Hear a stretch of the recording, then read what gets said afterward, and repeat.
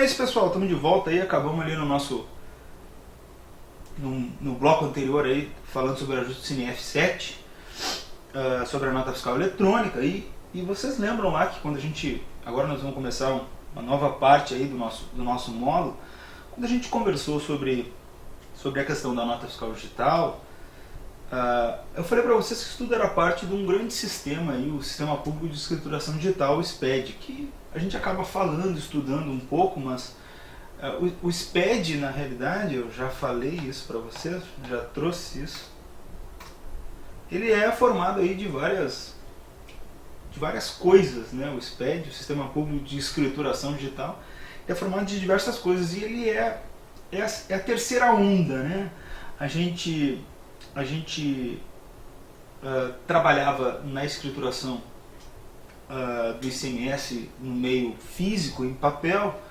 Com o advento aí da microinformática, nós passamos para o sistema eletrônico, né, de processamento de informações fiscais, ou seja, o contribuinte começou a trabalhar com sistemas, ele contribuinte, de emissão de informações fiscais. A nota fiscal saía ali do computador, ele podia fazer todas as transações contábeis dele ali por meio de um sistema de computador, desde que tivesse fidedignidade, homologado pela Receita e tudo mais.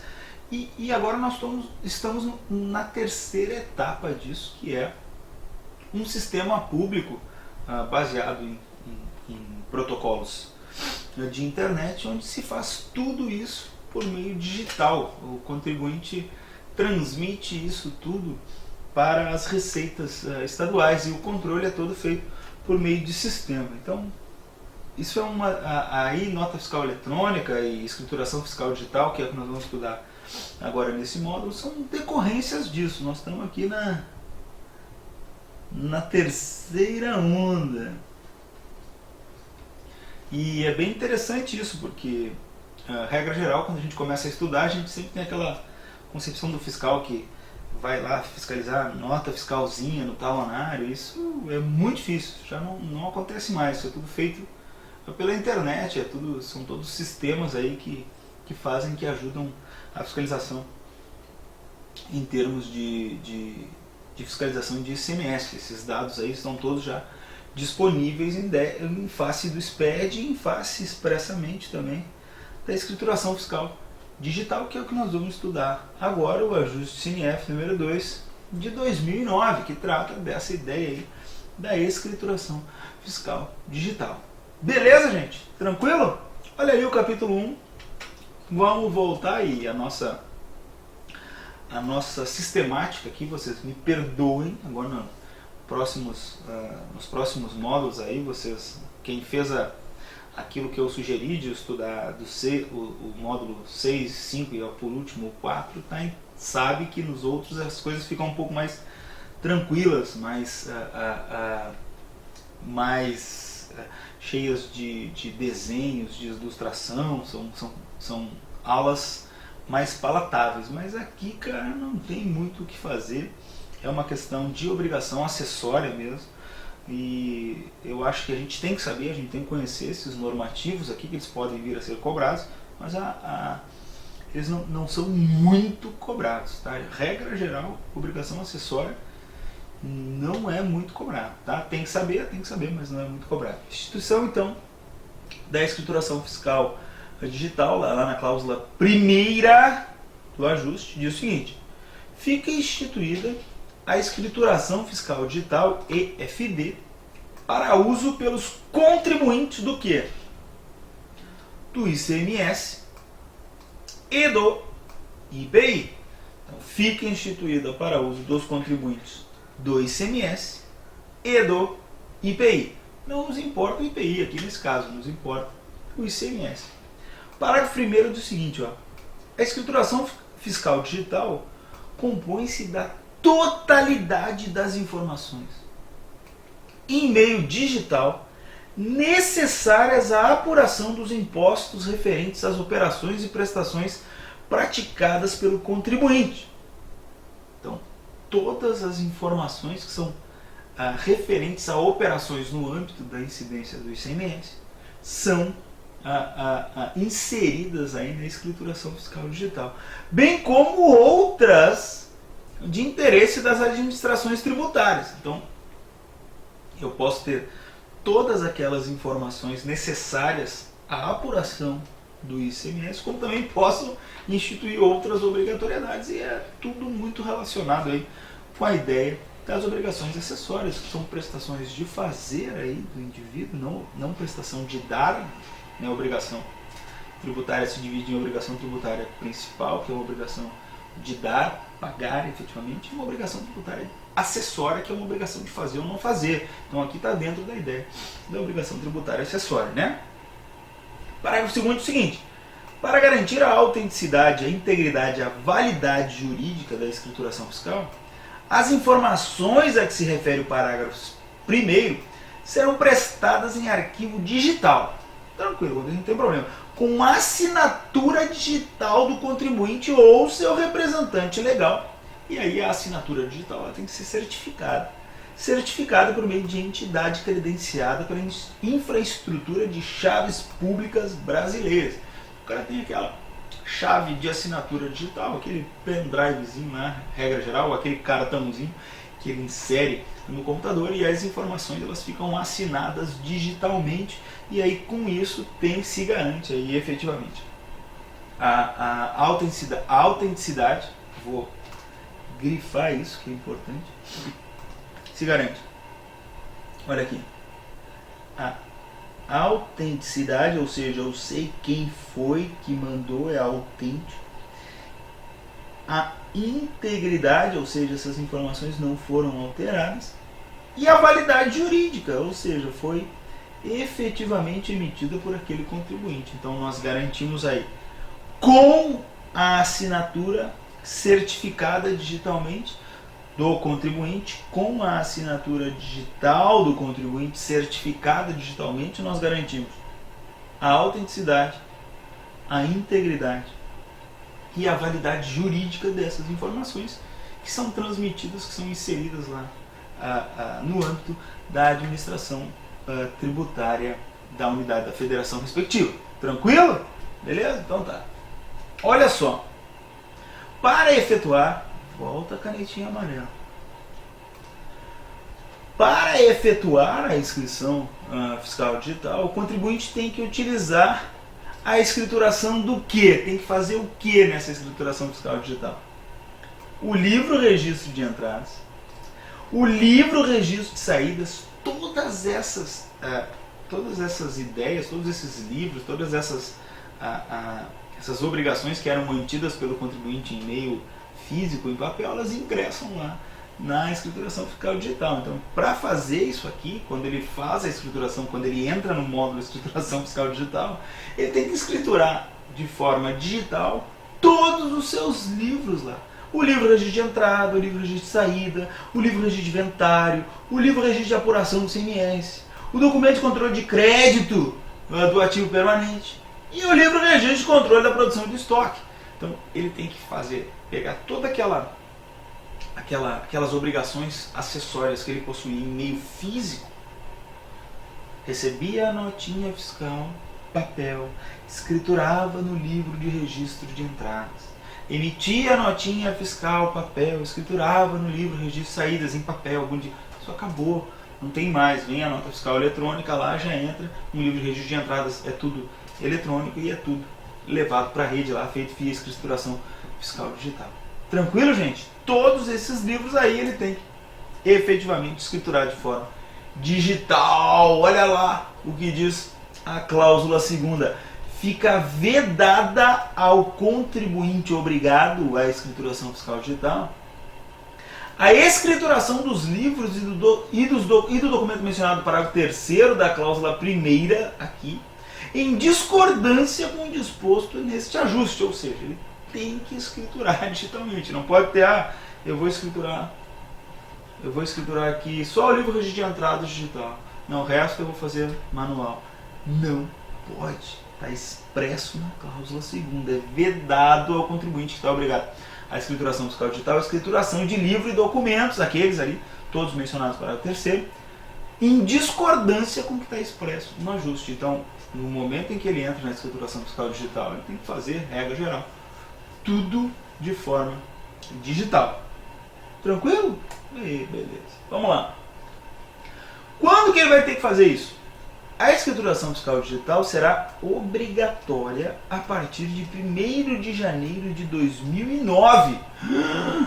Para quem, velho? Para todos os contribuintes do ICMS. Então, todo mundo tem que fazer escrituração fiscal digital a partir de 1º de janeiro de 2009. Por isso que eu estou dizendo para vocês que isso já está instituído no âmbito das secretarias de Fazenda. Quando a gente começa a estudar, a gente continua naquele mundo lá do papel, dos regulamentos e tudo mais, mas hoje não é mais nada assim. Hoje é tudo digital. E está aí a obrigatoriedade da escrituração fiscal digital. Tudo escriturado de forma digital. Olha só, o parágrafo 1º diz o seguinte: mediante celebração de protocolo ICMS, as administrações tributárias poderão dispensar a obrigatoriedade que trata o caput para alguns contribuintes, conjunto de contribuintes ou setores econômicos. Isso quer dizer o seguinte: olha, eu tenho lá um pequeno contribuinte, o cara está lá no Simples, o cara está dentro, 98% das atividades que ele faz estão dentro da subvenção tributária, a regra geral, tudo que ele recebe já está recolhido efetivamente, ele está dentro do Simples Nacional, o faturamento dele é mínimo dentro do Simples Nacional, então esse cara aqui eu vou poder dispensar? Posso dispensar. Por quê? Porque o parágrafo 1º dá essa faculdade às administrações tributárias das unidades federadas. Está expresso lá no parágrafo 1º. E mais, ele pode também indicar quem vai ser obrigado à escrituração fiscal digital. Ou seja, não, só um pouquinho. Essa indústria aqui nessa região é a substituta tributária de todo mundo. Toda a economia dos caras da região passa por essa indústria aqui. Eu posso indicar e dizer que esse cara está obrigado a fazer a escrituração fiscal digital? Posso.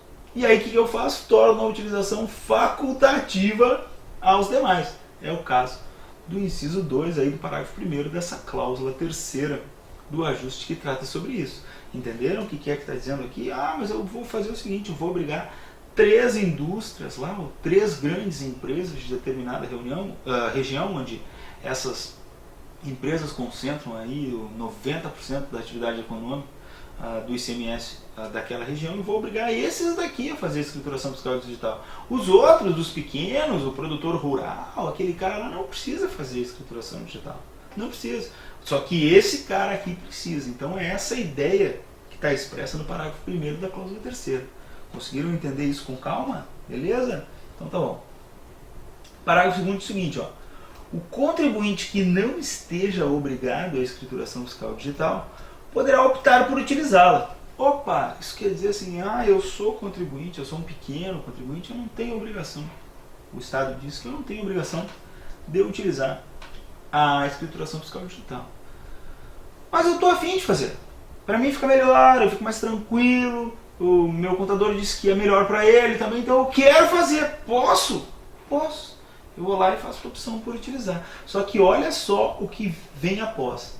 De forma irretratável. Vamos marcar lá essa ideia com a nossa canetinha vermelha, porque a partir do momento que tu entra na escrituração fiscal digital, meu velho, a partir do momento que tu entra aqui, já era, acabou, é de forma irretratável, tu não pode mais voltar para o papelucho.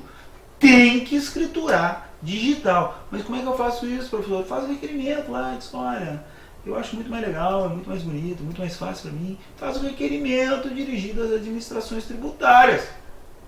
Faz um requerimento, bonitaço. Tá joia? O parágrafo 3º também continua dando autonomia às administrações tributárias e diz que a dispensa concedida nos termos do parágrafo 1º, aquela que eu falei para vocês, olha, não é todo mundo que precisa, o Estado federado pode dizer que esse cara não precisa, enquanto que esse precisa, pode ser revogada a qualquer tempo por ato administrativo da unidade federada em que o estabelecimento estiver inscrito. Ou seja, volta lá. Eu faço um protocolo e eu digo o seguinte: este determinado contribuinte aqui não vai mais fazer, não precisa fazer escrituração fiscal digital. Tudo bem? Beleza? Bonitaço. Só que chegou um momento lá que tu achou que aquele cara precisa. Então essa dispensa que foi concedida nos termos do parágrafo 1º, ela pode ser revogada a qualquer tempo, por ato administrativo da minha região. Então não preciso de qualquer outro ato, para revogar isso. Por quê? Porque a regra geral é a escrituração fiscal digital. Então quando eu revogo esse ato que é a exceção, o cara ingressa novamente na regra geral e aí está obrigado efetivamente a proceder à escrituração fiscal digital. Beleza? Continuamos na cláusula 3ª, lá no parágrafo 4º, que diz o seguinte: errei. No caso de fusão, incorporação ou cisão, a obrigatoriedade de que trata o caput se estende à empresa incorporada, cindida ou resultante da cisão ou fusão. Então, se eu tenho uma empresa que é obrigada a fazer a escrituração fiscal digital e essa empresa se funde com outra, incorpora outra, ou se cinde transformando em duas ou mais empresas, essa empresa que foi resultante desta transformação em lato sensu, ela fica obrigada a proceder à escrituração fiscal digital. Perfeito? Essa é uma norma que é uma norma que visa assim, impedir que empresas que sejam obrigadas a proceder a essa escrituração fiscal, elas se cindam ou se transformem de alguma forma em outras empresas e aleguem que aquelas empresas que são decorrentes dessa transformação não estão obrigadas a proceder à escrituração fiscal digital. Então aí o parágrafo 4 já deixa claro que isso não acontece, não tem como acontecer. Parágrafo 5º diz o seguinte: a escrituração do documento de controle de crédito CMS de ativo permanente, o CIAP, que é um livro específico para controlar o crédito decorrente de CMS de ativo permanente, aquele que a gente falou lá, 148 avos e tudo mais, foi obrigatória a partir somente de 1º de janeiro de 2011. Tá? Mas isso já está expresso no que a gente viu anteriormente lá, então essa não tem nenhum problema, já está incorporada, porque esse documento aí que nós estamos estudando já é o documento com todas as alterações até a data de hoje, até agora de 2016, tá? Já tem inclusive uma cláusula que nós vamos ver depois que é uma alteração de 2016, então ela está toda atualizada. Então ocasionalmente a gente pode se deparar com normas que estão em outros dispositivos e que tenham remissões, mas ela está toda atualizada. Perfeito? Parágrafo 6º é o seguinte: a obrigatoriedade estabelecida no caput desta cláusula aplica-se a todos os estabelecimentos do contribuinte situados no âmbito da unidade federada. Perfeito? Tranquilo? Então, o cara tem lá 5, 6 estabelecimentos. Mas ele tem escrituração centralizada. Não, todo mundo que é dele tem a obrigação de fazer isso. Que pese um só possa apresentar lá e transmitir, mas todos os estabelecimentos têm a obrigação de fazer a escrituração fiscal digital. 7. A escrituração do livro de registro de controle da produção e do estoque será obrigatória a partir de... Né? Aí tem algumas exceções, que são exceções já de 2016, que ingressaram lá na obrigatoriedade. A escrituração será obrigatória do livro de registro de controle da produção e do estoque a partir de janeiro de 2017, janeiro de 2018 e janeiro de 2019. Então eu peço que vocês prestem muita atenção aqui, porque isso aqui é uma alteração bem recente, tá? Então, livro de registro de controle da produção e do estoque vai ser obrigado a ingressar na EFD a partir de quando? 1º de janeiro de 2017, começo do ano que vem. Para quem? para estabelecimento industrial classificado nas divisões 10 a 32 da Classificação Nacional de Atividade Econômica, o SINAI, pertencente à empresa com faturamento anual igual ou superior a 300 milhões de reais. A partir de 1º de janeiro de 2008, a mesma coisa, estabelecimento industrial classificado na divisão 10 a 32 do SINAI, pertencente à empresa com faturamento anual igual ou superior a 78 milhões de reais. E a partir de 1º de janeiro de 2019, para os demais estabelecimentos industriais, os estabelecimentos atacadistas e os estabelecimentos equiparados à industrial. Tu pode ver que quanto mais faturamento o cara tem, mais rápido se quer que ele ingresse nessa ideia da escrituração fiscal digital. E essa é a lógica. A gente tem que ter o maior, até porque o maior concentra aí, regra geral, a ideia da substituição tributária. Ele acaba sendo substituto tributário de diversos outros contribuintes. Então, nesse caso aqui, o livro de registro de controle de estoque e de produção vai ser obrigatório na EFD. Lembram que ele está lá na obrigatoriedade? Só que aí existe uma exceção aqui no parágrafo 7º, e essa exceção é uma exceção de 2016. A partir de 1º de janeiro de 2017, para quem fatura 300 milhões de reais no ano, a partir de 1º de janeiro de 2018, para quem fatura 78 milhões, e a partir de 1º de janeiro de 2019, para todos os estabelecimentos industriais e os atacadistas e os equiparados à industrial. Tá joia? Então dá uma lida com calma nesse parágrafo 7º aí da cláusula 3ª, porque é uma novidade aí, que tá trazendo aí uma limitação aí temporal para a escrituração do livro de registro de controle de produção e do estoque, tá? Para a obrigatoriedade disso. Perfeito? Tranquilo, gente? Então vamos agora para o parágrafo 9º. Por quê? Porque quando a gente leu ali no parágrafo 7º, a gente leu que existe ali uma exceção à obrigatoriedade da inscrição, da escrituração fiscal digital de um livro específico. E essa exceção, ela se dá em face do faturamento de determinadas indústrias. Então nós temos que ver qual o critério para a gente saber qual o faturamento da indústria especificamente para fins desta exceção. E o parágrafo 9º traz exatamente isso para nós. Olha ali, ó. Para fins de estabelecer o faturamento referido no parágrafo 7º, deverá ser observado o seguinte, e ele traz lá os critérios. Considera-se faturamento a receita bruta de venda de mercadorias de todos os estabelecimentos da empresa no território nacional, sendo industriais ou não, excluídas as vendas canceladas, as devoluções de vendas e os descontos incondicionais concedidos. Ou seja, vem canetinha vermelha aqui para mim. O que é o importante aqui? Que a gente vai entender que é faturamento da receita bruta. O que é faturamento para ele? É receita bruta. Faturamento é receita bruta de venda, tá? Receita bruta de venda de mercadoria. De que, velho? De todos os estabelecimentos da empresa no território nacional. Todos os estabelecimentos da empresa no território nacional, sendo eles industriais ou não. Mas ali fala que é estabelecimento industrial, mas ele não quer nem saber.